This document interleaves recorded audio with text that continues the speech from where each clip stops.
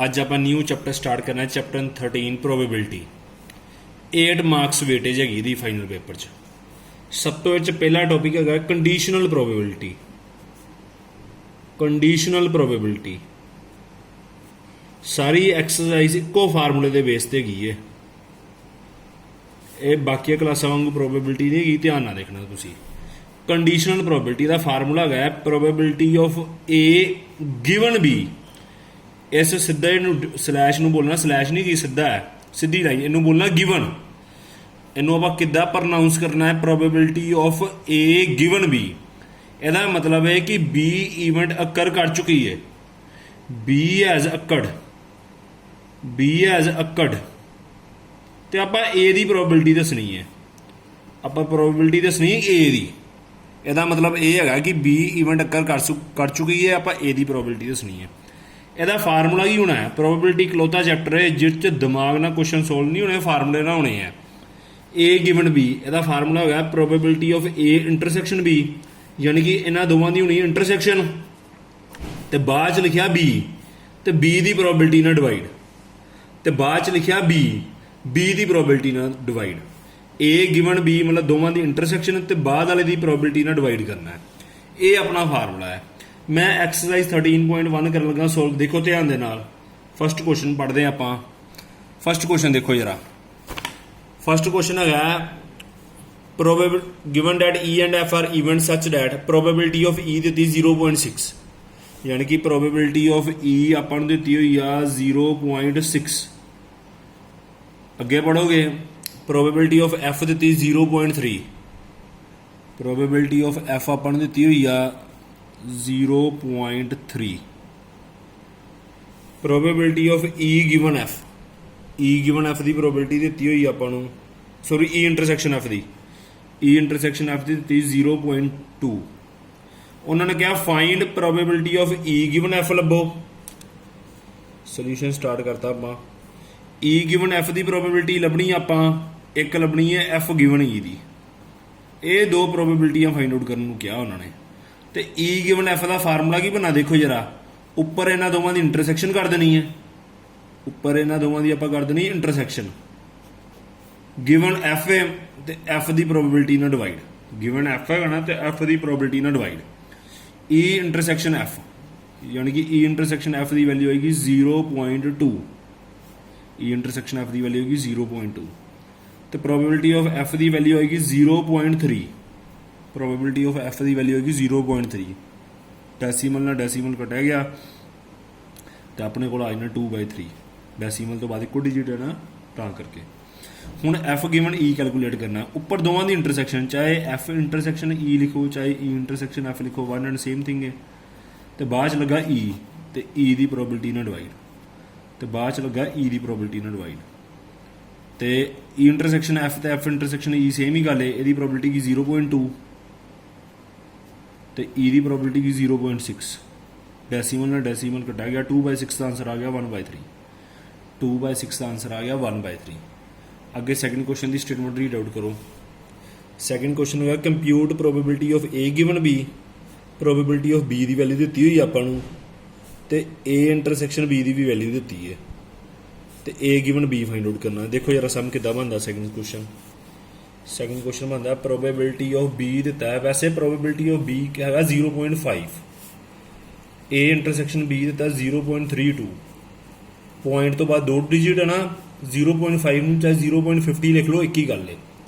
0.5 में 0.50 लिख लो, एक ही गल है। उन्होंने फाइंड आउट करने को क्या है ए गिवन बी, ए गिवन बी फाइंड आउट करने को क्या है। ए गिवन बी का फार्मूला की होंगे, उपर इन्होंने दोवां की होनी इंटरसैक्शन, तो बाद बी की प्रोबेबिलिटी ना डिवाइड, बाद बी लगना बी की प्रोबेबिलिटी ना डिवाइड, यानी कि 0.32 अपॉन 0.50। अपना आंसर आना 30। डेसीमल ना डेसीमल कटा गया, 32/50, 32/50 आना ना 16/25। बड़े आराम नाल सोल्व हो जाएगा। सिंपल जी कैलकुलेशन, ता थोड़ी तेज करता मैं, बड़े आराम नाल हो जाएगा सोल्व। थर्ड क्वेश्चन देखो जरा।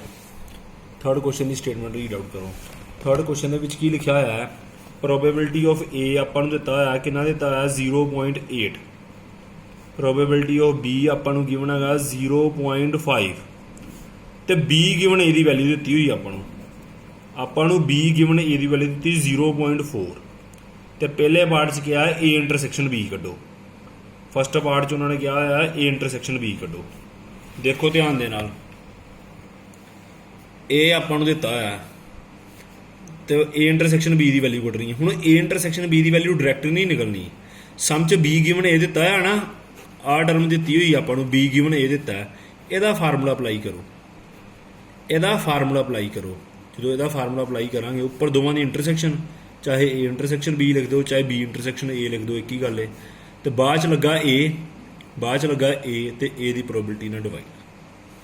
ਇਹਦੀ ਵੈਲਿਊ ਗਿਵਨ ਹੈ ਆਪਾਂ ਨੂੰ ਕੁਐਸਚਨ 'ਚ, B given A the value given ਹੈ, ਕਿੰਨੀ ਹੈਗੀ ਹੈ 0.4 ਤੇ A intersection B the value find out ਕਰਨੀ ਹੈ ਆਪਾਂ।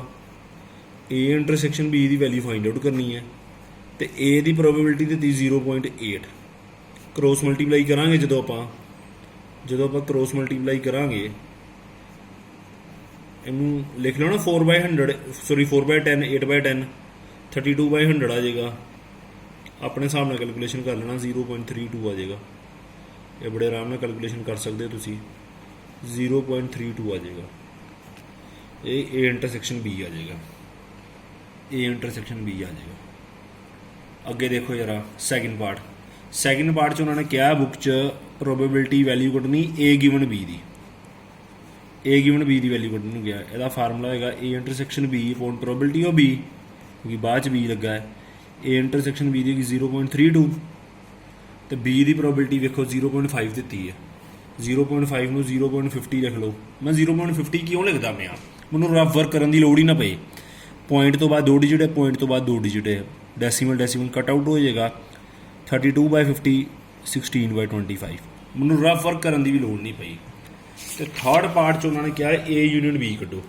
ਹੁਣ A ਯੂਨੀਅਨ B ਚ +1 ਦਾ ਫਾਰਮੂਲਾ ਲੱਗੇਗਾ। A ਯੂਨੀਅਨ B ਚ +1 ਦਾ ਫਾਰਮੂਲਾ ਲੱਗੇਗਾ। Probability of A plus probability of B minus A intersection B, ਇਹ ਫਾਰਮੂਲਾ ਲੱਗੇਗਾ। ਪ੍ਰੋਬੇਬਿਲਿਟੀ ਆਫ A ਆਪਾਂ ਨੂੰ ਗਿਵਨ ਹੈ 0.8 ਗਿਵਨ ਹੈ, ਇਹਨੂੰ 0.80 ਲਿਖ ਦਿਓ। ਪ੍ਰੋਬੇਬਿਲਿਟੀ ਆਫ B ਆਪਾਂ ਨੂੰ ਗਿਵਨ ਹੈਗੀ ਹੈ 0.5, ਇਹਨੂੰ 0.50 ਲਿਖ ਦਿਓ ਮਾਈਨਸ 0.32। ਇਹ ਇੰਟਰਸੈਕਸ਼ਨ B ਆਪਾਂ ਕੈਲਕੂਲੇਟ ਕੀਤਾ ਨਾ 0.32, ਆ ਦੇਖੋ ਜਰਾ। ਇਹ ਮੈਨੂੰ 80-50 ਦਾ ਬਣਾ ਲਿਆ, ਡੈਸੀਮਲ ਸੋਲਵ ਕਰਨਾ ਈਜ਼ੀ ਹੋ ਜਾਂਦਾ। ਇਹਨਾਂ ਨੂੰ ਪਲੱਸ ਕਰਾਂਗੇ ਤੇ ਮਾਈਨਸ ਕਰਾਂਗੇ, ਕਰਕੇ ਵੇਖ ਲੈਣਾ 0.98 ਆਏਗਾ। ਮਾਈਨਸ ਕਰਾਂਗੇ 0.98 ਆਏਗਾ। ਧਿਆਨ ਦਿਓ ਜਰਾ। ਅੱਗੇ ਕੁਐਸਚਨ ਨੰਬਰ ਦੇਖੋ 4th, find एवैल्यूएट probability of A union B। A union B calculate करना है। देखो जरा दिता कि होया 2 टाइम्स प्रोबेबिलिटी ऑफ A, ये सम पेपर च आउंदा 2 नंबर का आया जी इस बार। 2 times probability of A is equal to probability of B is equal to 5/13। इनू बच्चे वेख के कन्फ्यूज हो जाते हैं। एक बार अद्धा हथ रख लो, यानी कि 2 टाइम्स प्रोबेबिलिटी ऑफ A आ गया 5/13। प्रोबेबिलिटी ऑफ A की वैल्यू आ जाएगी 5/26। यानी कि देखो ध्यान ना सोल्यूशन वाल देखो, बुक च आपां नूं A गिवन है, एक आपां नूं गिवन है A given B। A given B आपां नूं गिवन A गिवन B की वैल्यू की 2/5। इत्थे हत्थ रखांगे आपां, इत्थे हत्थ रखाउणा, यानी कि 2 टाइम्स प्रोबेबिलिटी ऑफ A आ गया 5/13। 2 थल्ले आ डिवाइड हो जाएगा, 2 थल्ले आगे डिवाइड हो जाएगा। प्रोबेबिलिटी ऑफ A की वैल्यू हो जाएगी 5/26।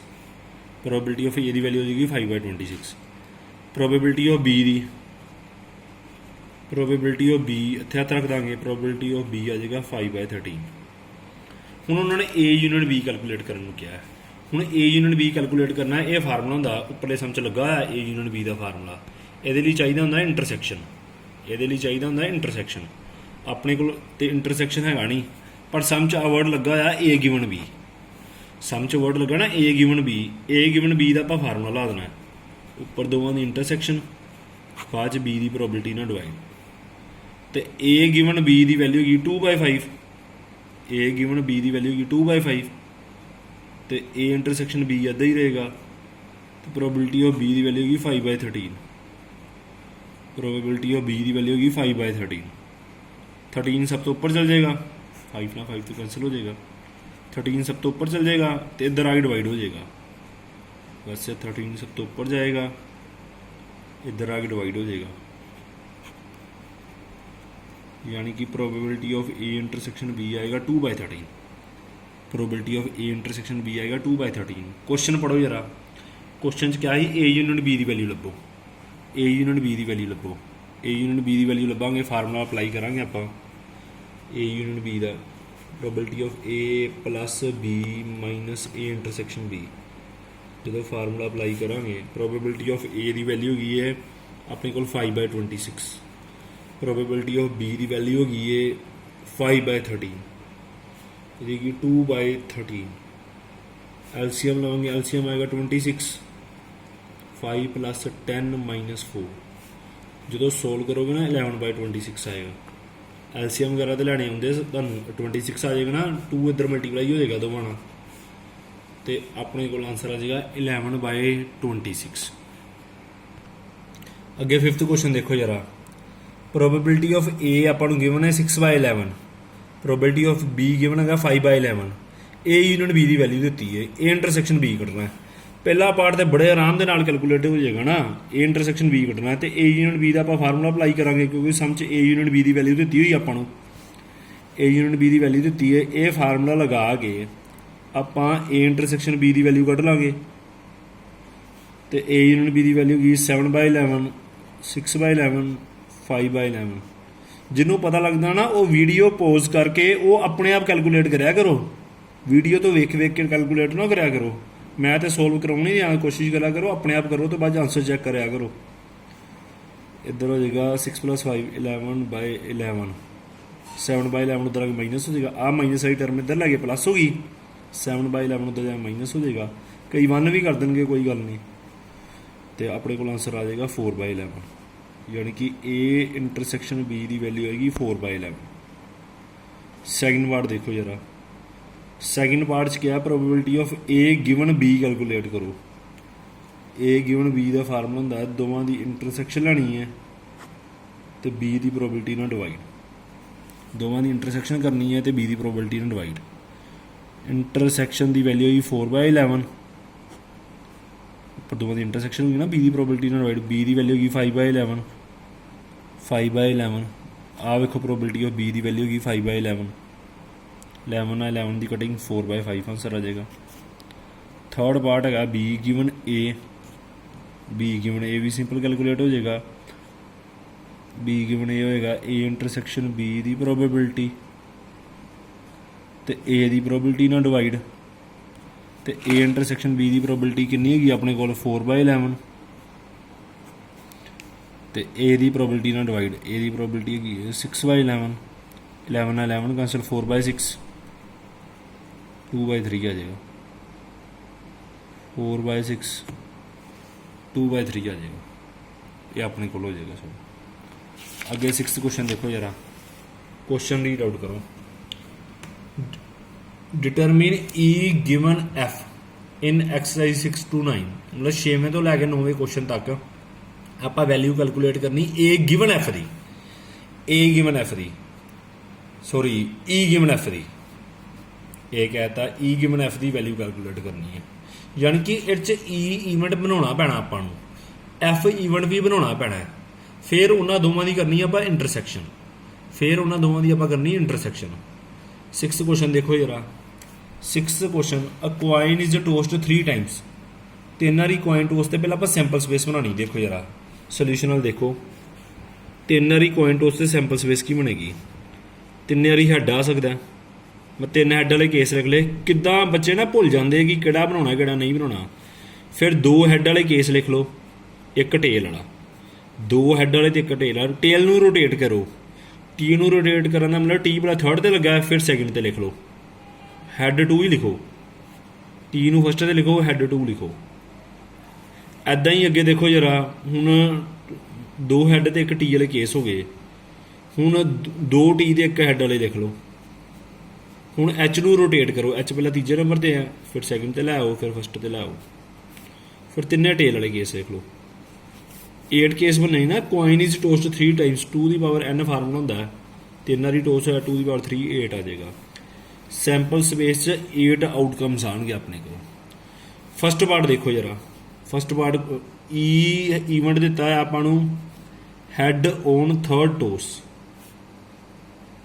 ਹੈਡ ਔਨ ਥਰਡ ਟੋਸ ਤੇ ਐਫ ਈਵੈਂਟ ਆਪਾਂ ਨੂੰ ਦਿੱਤਾ ਹੈ heads on first 2 tosses heads on first 2 tosses ਦੇਖੋ ਜਰਾ ਪਹਿਲਾਂ ਈਵੈਂਟ ਬਣਾਉਂਦੇ ਆਪਾਂ ਹੈਡ ਔਨ ਥਰਡ ਟੋਸ ਮਤਲਬ ਤੀਜੇ ਟੋਸ ਤੇ ਹੈਡ ਪਿਆ ਹੈ ਇਹ ਕਾਲਾ ਆ ਜਾਏਗਾ ਇਹ 'ਚ ਤੀਜੇ ਟੋਸ ਤੇ ਹੈਡ ਹੈ ਪਹਿਲੇ ਦੋ ਦਾ ਕੋਈ ਲੈਣਾ ਦੇਣਾ ਨਹੀਂ ਥਰਡ ਤੇ ਹੈਡ ਹੋਣਾ ਚਾਹੀਦਾ ਇੱਧਰ ਥਰਡ ਤੇ ਹੈਡ ਨਹੀਂ ਹੈਗਾ ਇੱਥੇ ਥਰਡ ਤੇ ਹੈਡ ਹੈਗਾ ਪਹਿਲਾਂ ਵੇਖਣਾ ਹੈਡ ਥਰਡ ਤੇ ਕਿਹੜਾ ਹੈ ਇਹ 'ਚ ਵੀ ਥਰਡ ਤੇ ਹੈਡ ਹੈਗਾ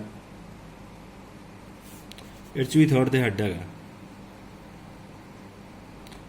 ਆ 4 ਈਵੈਂਟ ਆਉਣੇ ਈ 'ਚ ਐਫ 'ਚ ਹੈਡਸ ਔਨ ਫਸਟ 2 ਟੋਸਿਸ ਪਹਿਲੇ 2 ਟੋਸਿਸ ਤੇ ਹੈਡ ਹੋਣਾ ਚਾਹੀਦਾ ਇੱਕ ਪਹਿਲਾ ਕੇਸ ਆ ਜਾਏਗਾ ਇਹ 'ਚ ਪਹਿਲੇ 2 ਤੇ ਹੈਡ ਹੈ ਹੁਣ ਬਸ ਆਪਾਂ ਐਫ ਵੱਲ ਵੇਖਣਾ ਹੈਡ ਆਉਣਾ ਚਾਹੀਦਾ ਪਹਿਲੇ 2 ਟੋਸਿਸ ਤੇ ਸੈਕਿੰਡ ਦੇਖਣਾ ਇਹ 'ਚ ਵੀ ਹੈਡ ਹੈਗਾ ਪਹਿਲੇ 2 ਟੋਸਿਸ ਤੇ ਹੋਰ ਕੋਈ ਨਹੀਂ ਹੈਗਾ ਜਿਸ 'ਚ ਪਹਿਲੇ 2 ਟੋਸਿਸ ਤੇ ਹੈਡ ਹੋਏ ਹੁਣ ਈ ਗਿਵਨ ਐਫ ਦਾ ਫਾਰਮੂਲਾ ਹੁੰਦਾ ਪਹਿਲਾਂ ਇੰਟਰਸੈਕਸ਼ਨ ਲੱਭਣੀ ਹੈ ਫਾਰਮੂਲੇ 'ਚ ਚਾਹੀਦੀ ਹੁੰਦੀ ਇੰਟਰਸੈਕਸ਼ਨ ਪਹਿਲਾਂ ਇਹਨਾਂ ਦੀ ਆਪਾਂ ਇੰਟਰਸੈਕਸ਼ਨ ਲੱਭਣੀ ਹੈ ਬੱਚੇ ਨਾ ਇੰਟਰਸੈਕਸ਼ਨ ਲੱਭਣਾ ਭੁੱਲ ਜਾਂਦੇ ਆ ਬੱਚੇ ਨਾ ਇੰਟਰਸੈਕਸ਼ਨ ਲੱਭਣਾ ਭੁੱਲ ਜਾਂਦੇ ਕਿ ਕਿੱਦਾਂ ਕੈਲਕੂਲੇਟ ਕਰਨੀ ਹੈ ਇੰਟਰਸੈਕਸ਼ਨ ਦੇਖੋ ਜਰਾ ਇੰਟਰਸੈਕਸ਼ਨ ਹੁੰਦਾ ਕਾਮਨ ਦੋਵਾਂ 'ਚ ਕਾਮਨ ਕੀ ਆ ਰਿਹਾ ਹੈ ਐਚ ਆ ਰਿਹਾ ਤੇ ਈ ਗਿਵਨ ਐਫ ਦਾ ਫਾਰਮੂਲਾ ਅਪਲਾਈ ਕਰਨਾ ਆਪਾਂ ਈ ਗਿਵਨ ਐਫ ਦਾ ਫਾਰਮੂਲਾ ਕੀ ਹੁੰਦਾ ਹੈ ਉੱਪਰ ਦੋਵਾਂ ਦੀ ਹੋਣੀ ਇੰਟਰਸੈਕਸ਼ਨ ਉੱਪਰ ਦੋਵਾਂ ਦੀ ਹੋਣੀ ਇੰਟਰਸੈਕਸ਼ਨ ਤੇ ਥੱਲੇ ਐਫ ਦੀ ਪ੍ਰੋਬੇਬਿਲਿਟੀ ਨਾਲ ਡਿਵਾਈਡ ਥੱਲੇ ਐਫ ਦੀ ਪ੍ਰੋਬੇਬਿਲਿਟੀ ਨਾਲ ਡਿਵਾਈਡ ਤੇ ਇੰਟਰਸੈਕਸ਼ਨ 'ਚ ਵੇਖੋ ਕਿੰਨੇ ਐਲੀਮੈਂਟ ਪਏ ਇੰਟਰਸੈਕਸ਼ਨ 'ਚ ਇੱਕੋ ਐਲੀਮੈਂਟ ਪਿਆ ਇਹਦੀ ਪ੍ਰੋਬੇਬਿਲਿਟੀ ਹੋਣੀ 1/8 ਇਹਦੀ ਪ੍ਰੋਬੇਬਿਲਿਟੀ ਹੋਣੀ 1/8 ਤੇ ਐਫ 'ਚ ਐਲੀਮੈਂਟ ਪਏ 2 ਇਹਦੀ ਪ੍ਰੋਬੇਬਿਲਿਟੀ ਹੋਣੀ 2/8 8 ਨਾਲ ਕਿਉਂ ਡਿਵਾਈਡ ਕੀਤਾ ਬੱਚੇ 8 ਨਾਲ ਡਿਵਾਈਡ ਕਰਨਾ ਭੁੱਲ ਜਾਂਦੇ ਆ ਕਿਉਂਕਿ ਸੈਂਪਲ ਸਪੇਸ 'ਚ 8 ਆਊਟਕਮਸ ਹੈਗੇ ਹੀ ਪਹਿਲਾਂ ਆਪਾਂ ਸੈਂਪਲ ਸਪੇਸ ਬਣਾਉਣੀ ਹੈ ਇਹ 'ਚ 8 ਆਊਟਕਮਸ ਹੈਗੇ ਹੀ 1/8 ਅਪੋਨ 2/8 8 ਨਾਲ 8 ਕੈਂਸਲ ਆਪਣੇ ਕੋਲ ਆਨਸਰ ਆਏਗਾ ਈ ਗਿਵਨ ਐਫ ਦਾ ਫਸਟ ਪਾਰਟ ਦਾ ਆਨਸਰ ਆਏਗਾ 1/2 ਆਪਣੇ ਕੋਲ ਆਨਸਰ ਆਏਗਾ 1/2 ਸੈਕਿੰਡ ਪਾਰਟ ਦੇਖੋ ਸੈਕਿੰਡ ਪਾਰਟ 'ਚ ਈ ਇਵੈਂਟ ਦਿੱਤੀ ਹੋਈ ਆ ਆਪਾਂ ਨੂੰ ਈ ਇਵੈਂਟ ਦਿੱਤੀ ਹੈ ਐਟਲੀਸਟ 2 ਹੈਡ ਐਟਲੀਸਟ 2 ਹੈਡਸ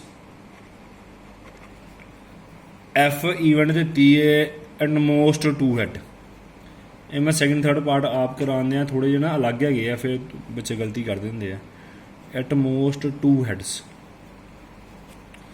ਹੁਣ ਈ ਇਵੈਂਟ ਵਾਲ ਦੇਖੋ ਜਰਾ ਈ ਇਵੈਂਟ ਕਿਹਾ ਐਟਲੀਸਟ 2 ਹੈਡ ਘੱਟੋ ਘੱਟ 2 ਹੈਡ ਹੋਣੇ ਚਾਹੀਦੇ ਆ ਯਾਨੀ ਕਿ 2 ਹੈਡ ਜਾਂ 3 ਹੈਡ ਵਾਲੇ ਕੇਸ ਆਉਣੇ ਆ ਐਟਲੀਸਟ 2 ਹੈਡ ਦਾ ਮਤਲਬ ਹੁੰਦਾ ਜਾਂ 2 ਹੈਡ ਹੋਣੇ ਜਾਂ 3 ਹੈਡ ਹੋਣੇ ਆ ਜਾਂ 2 ਹੈਡ ਹੋਣੇ ਜਾਂ 3 ਹੈਡ ਹੋਣੇ ਆਪਣੇ ਕੋਲ ਹੁਣ 2 ਹੈਡ ਵਾਲੇ ਆ ਕੇਸ ਹੈਗੇ ਆ ਤੇ 3 ਹੈਡ ਵਾਲਾ ਪਹਿਲਾ ਆ 4 ਕੇਸ ਆਏ ਨੇ ਦੇਖੋ ਜਰਾ ਐਟਲੀਸਟ 2 ਹੈਡ ਪਹਿਲਾਂ 2 ਹੈਡ ਵਾਲੇ ਕੇਸ ਲੈ ਲਓ ਘੱਟੋ ਘੱਟ 2 ਦਾ ਮਤਲਬ ਹੁੰਦਾ 2 ਜਾਂ 2 ਤੋਂ ਜ਼ਿਆਦਾ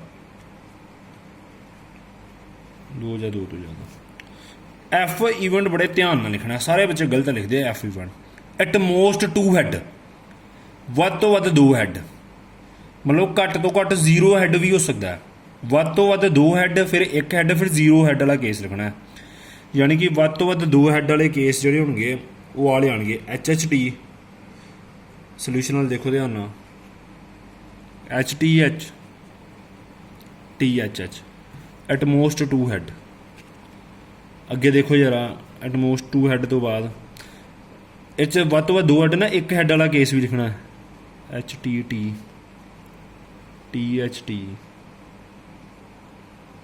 ਐਚ ਟੀ ਇੱਕ ਹੈਡ ਵਾਲਾ ਕੇਸ ਵੀ ਹੋ ਗਿਆ ਫਿਰ 0 ਹੈਡ ਵਾਲਾ ਕੇਸ ਯਾਨੀ ਕਿ triple T at most 2 head ਦਾ ਮਤਲਬ ਵੱਧ ਤੋਂ ਵੱਧ 2 ਹੈਡ ਹੋਣਗੇ ਜਾਂ 1 ਹੈਡ ਜਾਂ 0 ਹੈਡ ਐਦਾਂ ਹੁੰਦਾ ਅੱਗੇ ਦੇਖੋ ਇਹ 'ਚ ਸਿਰਫ ਟ੍ਰਿਪਲ ਐਚ ਵਾਲਾ ਕੇਸ ਨਹੀਂ ਆਉਣਾ ਬਾਕੀ ਸਾਰੇ ਆਉਣੇ ਹੀ ਈ ਗਿਵਨ ਐਫ ਦੀ ਵੈਲਿਊ ਕੈਲਕੂਲੇਟ ਕਰਨ ਨੂੰ ਕਿਹਾ ई गिवन एफ की वैल्यू कैलकुलेट करने को क्या है। उपर दोवां दी होएगी इंटरसैक्शन, थले एफ की प्रोबेबिलिटी ना डिवाइड। उपर दोवां दी होएगी इंटरसैक्शन, थले एफ की प्रोबेबिलिटी ना डिवाइड। इंटरसैक्शन जो आप इन्हां दोवां दी करांगे तो इन्हां 'च वेखो, सॉरी आप इंटरसैक्शन वाला कॉलम बनाया ही नहीं। इंटरसैक्शन वाला कॉलम बनाने पहले आप इंटरसैक्शन वाला कॉलम बनाना भुल जाते बच्चे। इंटरसैक्शन वाला कॉलम बनावांगे, एच एच टी आएगा। जो इंटरसैक्शन बनावांगे एच टी एच आएगा, टी एच एच आएगा।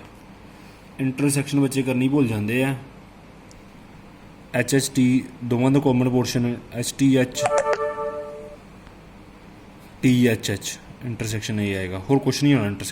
इंटरसैक्शन आए 3 एलीमेंट, इंटरसैक्शन के आए अपने को 3 एलीमेंट आए, यानी कि यदा जो आंसर आना पहला तो आना 3/8। न्यूमीरेटर की प्रोबेबिलिटी होनी 3/8। 8 नाल जरूर डिवाइड करना है क्योंकि सैंपल स्पेस 8 एलीमेंट है। तो एफ की प्रोबेबिलिटी एफ च काउंट कर लियो 7 एलीमेंट है 7/8। तो 8 ना 8 कैंसल आउट हो जाएगा, अपने को प्रोबेबिलिटी बन जाएगी 3/7। अपने को प्रोबेबिलिटी बन जाएगी 3/7। अगे देखो थर्ड पार्ट यदा तुम अपने आप करोगे, थर्ड पार्ट अपने आप करोगे सेम है, एक अदा अपने आप करोगे तो पता लगेगा ना। अगे 7th क्वेश्चन देखो जरा, 7th क्वेश्चन की स्टेटमेंट रीड आउट करो। 2 coins आर टोस्ट वंस। जो 2 coin टोस्ट करांगे अपने को सैंपल स्पेस बनेगी H H H T T H T T. आली अपने को सैंपल स्पेस बन जानी H H H T T H T T. First part वेखो जरा इहदा। फस्ट पार्ट च लिखा है ई इवेंट दिता है tail appear on 1 coin। First नहीं गया 1 गया, फस्ट तो 1 च फर्क होंदा जे। मतलब जे 1 coin ते क्या ना टेल, मतलब जिहड़े मर्जी पासे coin ते टेल आ सकता है। एफ ते क्या है 1 coin शोज हैड, मतलब एक coin ते हैड आना चाहिए। 1 coin शोज हैड। देखो जरा ई इवेंट की बनेगी टेल अपीयर ऑन 1 coin, यानी कि एच टी तो टी एच आ जाएगा, एक coin ते टेल होना चाहिए, आही आएगा। फस्ट नहीं गया उन्होंने 1 गया। एफ इवेंट क्या है 1 coin शोज हैड, मतलब तभी आही दो आएंगे, एक coin ते हैड होना चाहिए, एक coin ते हैड होना चाहिए। इन्हों की इंटरसैक्शन सेम ही बन जाएगी, इन्हों की इंटरसैक्शन भी सेम ही आ जाएगी एच टी टी एच। उन्होंने ई गिवन एफ कैलकुलेट करने को कहा, मतलब ई इंटरसैक्शन एफ तो एफ की प्रोबेबिलिटी ना डिवाइड। ई इंटरसैक्शन एफ च 2 एलीमेंट आ जाने हैं, यानी कि 2/4। तो एफ च भी 2 आए ने 2/4। 4 ना क्यों डिवाइड करने हैं मैं, सैंपल स्पेस च वेखोगे, सैंपल स्पेस च कैलकुलेट करोगे 4 एलीमेंट होने हैं। सैंपल स्पेस बनानी जरूरी है, यदी प्रोबेबिलिटी आ जाएगी 1। सैकेंड पार्ट वेखो जरा, बुक तो सैकेंड पार्ट पढ़ो। नो टेल अपीयर, मतलब टेल तो होना ही नहीं ना चाहिए, यानी कि वैसे ये आ जाएगा कला एच एच आ जाएगा। No tail appear.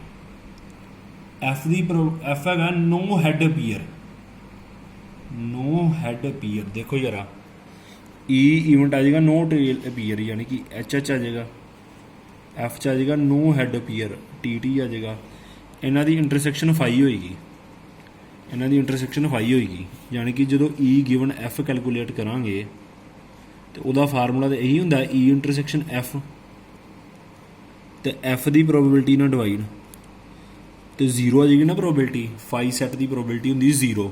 ई इंटरसैक्शन 5 च ई इंटरसैक्शन एफ च कोई एलीमेंट नहीं पिया, 5 है, यदी प्रोबेबिलिटी आ जाएगी 0। बड़ा ईजी क्वेश्चन है, बड़े आराम के नाल सॉल्व हो सकता है। अगे देखो जरा 8th क्वेश्चन है अ डाइस थ्रोन 3 टाइम्स। एक डाई नूं आपां 3 टाइम्स सुटिया। ई इवेंट है 4 अपीयर ऑन 3rd टॉस। हुण 3 वारी डाइस सुटिया। देखो जरा सोल्यूशन वाला नंबर ऑफ आउटकम्स बनने 6³ 216। हुण आपां 216 आउटकम्स नहीं लिखना, अपना थोड़ा जिहा दिमाग की वरतों कर लेनी है। 6³ आ जाएगा 216। 4 अपीयर ऑन 3rd टॉस, 4 मतलब तीजे टॉस से आए। देखो जरा यानी कि ये आउटकम्स किद्दां बनने 1 1 4। देखो 3rd टॉस से 4 आ रहा मेरा, मैं पहले नंबर वाला 1 फिक्स रखा, दूजे वाला चेंज करांगा, तीजे ते 4 तो फिक्स ही रहना है। 1 2 4 1 3 4 144 154 164। ਧਿਆਨ ਦਿਓ ਜਰਾ ਇਹਦੇ ਆਊਟਕਮਸ ਕਿੱਦਾਂ ਬਣਾਉਣੇ ਆ। 4 ਪੀਅਰ ਔਨ ਥਰਡ ਟੋਸ ਕਿਹਾ ਸੀ ਨਾ, ਮੈਂ ਪਹਿਲੇ ਨੰਬਰ ਤੇ 1 ਫਿਕਸ ਕਰ ਲਿਆ, 4 ਤੇ ਥਰਡ ਤੇ ਫਿਕਸ ਰਹਿਣਾ ਹੀ ਹੈ, ਵਿਚਕਾਰ ਨੂੰ ਰੋਟੇਟ ਕਰਤਾ। ਹੁਣ ਪਹਿਲੇ ਨੰਬਰ ਤੇ 2 ਫਿਕਸ ਕਰ ਲਿਆ, ਵਿਚਕਾਰ ਵਾਲੇ ਨੂੰ ਰੋਟੇਟ ਕਰਨਾ ਹੈ, यानी कि 214 224 234 244 254 264। फिर पहले नंबर ते 3 फिक्स कर लिया, 314 324 334 344 354 364। 4 उन्होंने कहा तीजे नंबर पर आना चाहिए। अगे देखो 4 1 4 4 ਨੂੰ ਪਹਿਲੇ ਨੰਬਰ ਤੇ ਫਿਕਸ ਕਰ ਲਿਆ, 424 434 444 454 464। ਤੀਜੇ ਨੰਬਰ ਤੇ ਮੇਰਾ 4 ਹੀ ਹੈਗਾ। ਫਿਰ 514 ਪਹਿਲਾਂ 1 ਫਿਕਸ ਕੀਤਾ, ਫਿਰ 2 ਫਿਕਸ ਕੀਤਾ, ਫਿਰ 3 ਫਿਰ 4 ਫਿਰ 5 ਪਹਿਲੇ ਨੰਬਰ ਤੇ ਫਿਕਸ ਕੀਤਾ, 524 534 544 554 564। ਅੱਗੇ ਦੇਖੋ ਜਰਾ 614 6 ਨੂੰ ਪਹਿਲੇ ਨੰਬਰ ਤੇ ਫਿਕਸ ਕਰ ਲੈਣਾ, 624 634 644 654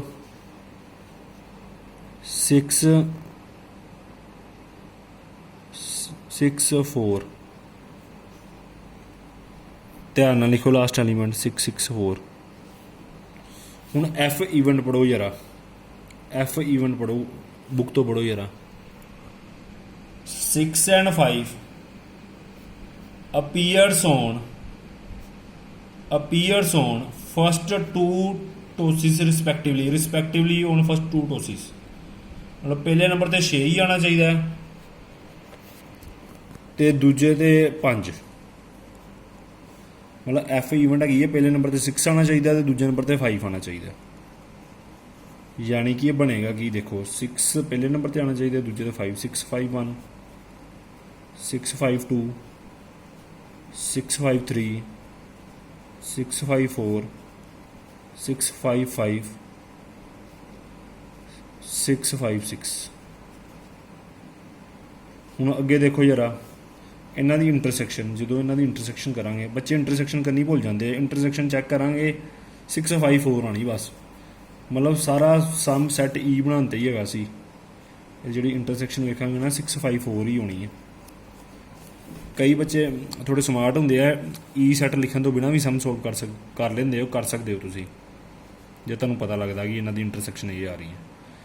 हुण इहदा ई गिवन एफ बनना फार्मूला, तो एफ की प्रोबेबिलिटी ना डिवाइड, यही प्रोबेबिलिटी आएगी 1/216 216 ना डिवाइड करना आपां। एफ च है 6 एलीमेंट, 6/216।